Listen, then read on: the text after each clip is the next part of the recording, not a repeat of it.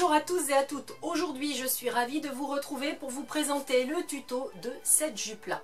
Je l'avais présenté il y a quelques mois sur Instagram dans ce tissu là. Et vous aviez été nombreuses et nombreux à me demander où on pouvait trouver le patron. Eh bien c'est chose faite, aujourd'hui vous allez avoir les fournitures sous la vidéo, puis pendant une dizaine de minutes l'explication pour réaliser la jupe. Je vous dis à tout à l'heure après la vidéo. La première chose à faire, c'est de réaliser un gabarit. Vous le faites dans une cartonnette type emballage de yaourt. Il vous permettra de faire le tracé pour plier vos plis. Puis vous pliez votre tissu en deux et sur l'un des grands bords, vous commencez par le milieu sur l'envers et vous marquez l'ensemble des plis que vous allez réaliser. Puis vous déplacez à chaque fois votre cartonnette sur le côté gauche, puis sur le côté droit en allant vers les extérieurs. Puis vous allez plier votre tissu en quatre. Le zip étant à l'arrière de la jupe, on a besoin de savoir où se situe le côté gauche et le côté droit. Donc une fois que c'est plié en quatre, vous marquez d'une épingle chaque partie qui symbolisera les côtés de votre jupe. Vous allez ensuite créer les plis. La zone d'1 centimètre que vous avez sur le gabarit, c'est cette zone-là qu'il faut plier. Vous avez donc 5 mm de chaque côté. Vous pliez le centimètre en deux et vous piquez tout le long. Le centimètre en question, c'est la partie, on dirait une lettre H. Et vous allez faire un point d'arrêt tout droit, arriver en bas de votre repère. Vous ne ressortez pas votre tissu, vous piquez tout droit. Et vous faites ça au niveau des plis sur l'ensemble de votre rectangle.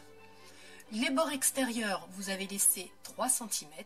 Après le dernier pli, vous allez effectuer un point de surfilage pour bien arrêter votre tissu ou un point de surjet pour celles qui ont une surjeteuse.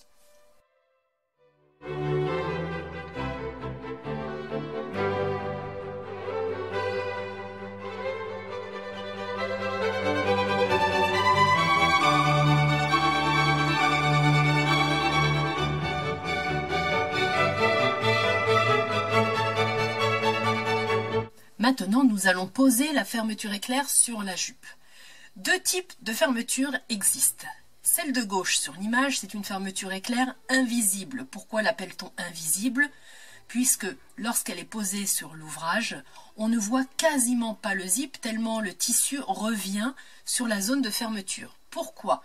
Parce que dans la fabrication de ce zip, les dents sont situées sous la fermeture éclair. Alors que sur l'image de droite, vous voyez tout ce qui est petites dents, eh bien vous les avez sur le dessus.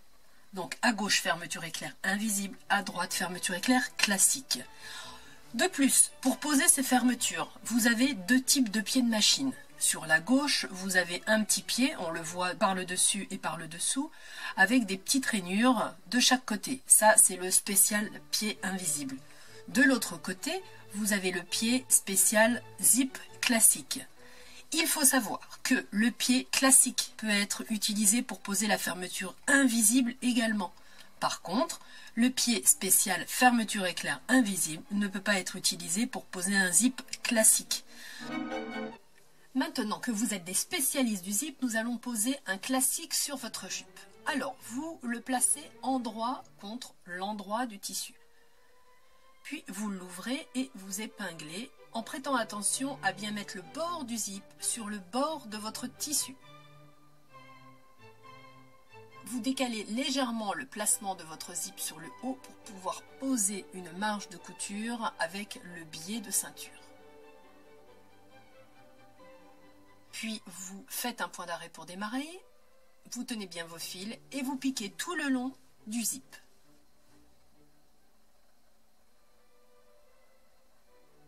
Lorsque vous allez rencontrer le curseur, vous laissez votre aiguille plantée et vous remontez le pied de biche. Et vous essayez de remonter le curseur vers le haut. Si vous n'y arrivez pas, vous avez le droit de remonter votre aiguille. Mais attention, vous repartirez pile dans le même point de couture pour éviter les bourrages. Puis vous descendez de façon à piquer jusque 1 cm avant votre partie métallique et vous faites un point d'arrêt. Ensuite, vous allez piquer l'autre côté endroit du zip, vous attrapez votre tissu et vous le plaquez de nouveau endroit contre l'endroit du zip en mettant bien le bord du tissu sur le bord de votre fermeture et en le plaçant à l'horizontale au même niveau que l'autre côté. Et de nouveau, vous épinglez en laissant également le zip ouvert pour pouvoir le coudre. Vous retournez votre ouvrage si vous voulez coudre de la même manière, c'est-à-dire en ayant votre pied de biche du même côté, pour être pile face à votre repère précédent.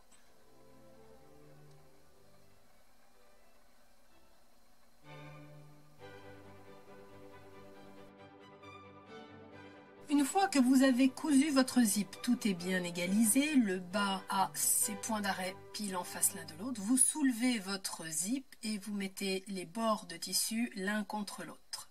Puis vous épinglez.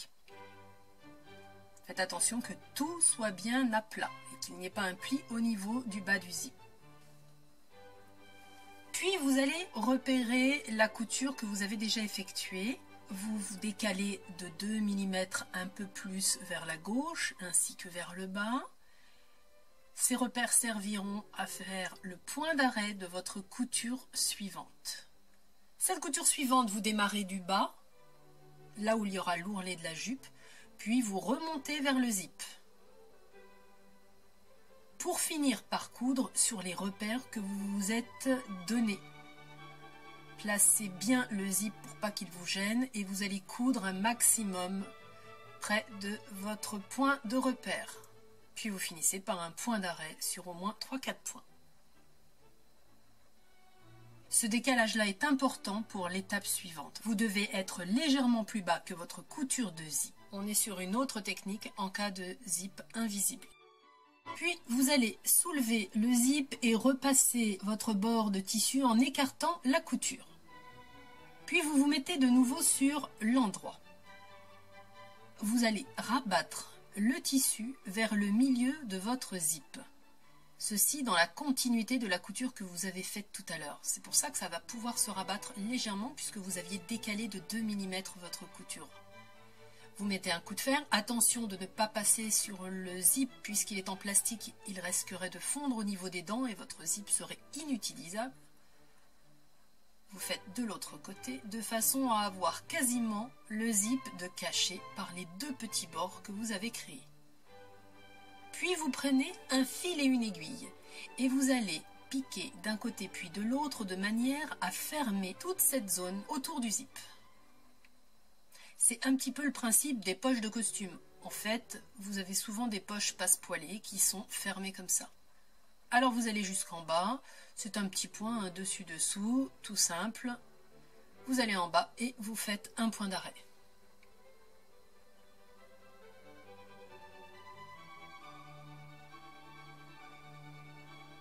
Votre zip est alors totalement caché et refermé. Vous n'aurez laissé simplement que la zone du curseur.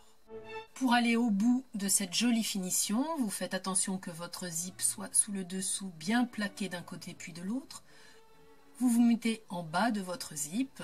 Le rebord de votre pied va suivre le plastique que l'on sentira sous le tissu. Et vous allez faire une couture toute droite pour maintenir le pli rabattu sur le zip. Cette technique-là est vraiment faite pour faire des finitions super nettes.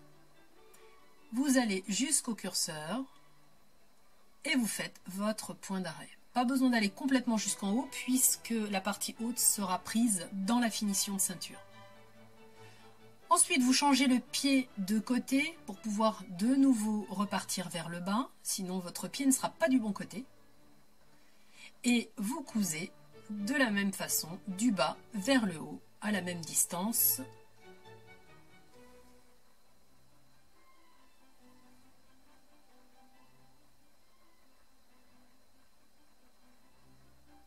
Le fait d'avoir cousu à la main la fermeture vous permet d'avoir 2 morceaux de tissu qui sont bien rabattus. Vous pouvez ensuite enlever votre fil de bâti. La dernière étape est de réaliser l'ourlet à la longueur qui vous convient. Vous marquez avec un gabarit votre premier centimètre, toujours sur l'endroit du tissu, puis à 1,5 cm et vous venez repasser en vous mettant bien sur l'envers votre premier pli à 1 cm en utilisant les repères que vous avez fait, puis le second pli à 1,5 cm. Vous pourrez également mettre des épingles si votre tissu ne se tient pas bien. Vous avez donc un pli d'1,5 cm et vous piquez à environ 1,2 pour faire une jolie couture.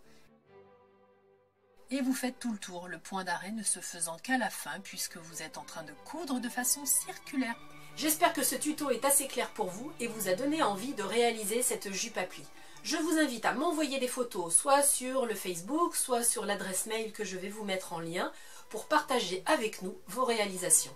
Je vous dis à bientôt pour des astuces couture, des tutos ou des histoires textiles lues. Bye bye!